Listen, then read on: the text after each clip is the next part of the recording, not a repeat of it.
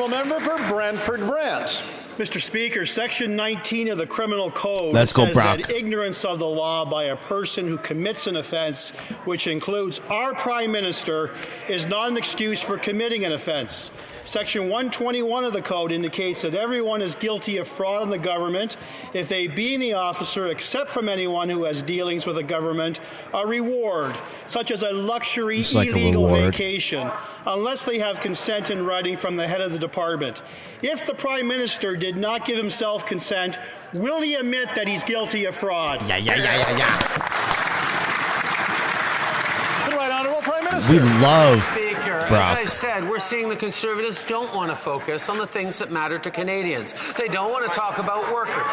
They don't want to talk about supporting seniors. They don't want to talk about supporting students. They don't want to talk about supporting veterans. They don't want to talk about the opioid crisis. They don't want to talk about reconciliation. They don't want to talk about investments in clean and renewable energy. They just continue to want to try and make personal attacks and focus on me, while we as a government continue to remain resolutely focused on serving Canadians and delivering for them. The honourable member for Brantford-Brant. Mr. Speaker, we want to focus on his illegal, unethical acts. Our Prime Minister is the first and only Prime Minister found guilty by the Ethics Commissioner.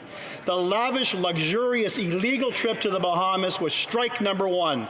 Strike number two, our Prime Minister was again found guilty of ethical violations for his political interference in the SNC-Lavalin prosecution.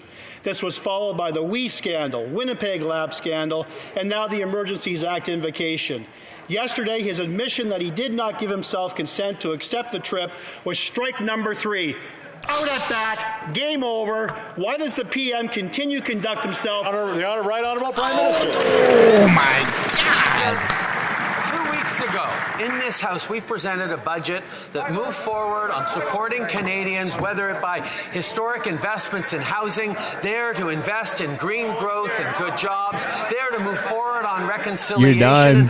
One would think that the House of Commons would talk about these things that matter to Canadians or challenge the government on the things that we did in this.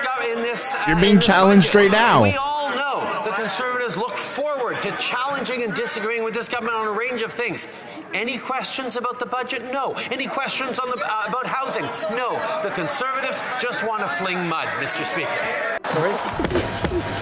I thought I was going to make it through this, but I'm not. It hurts. Emotional damage.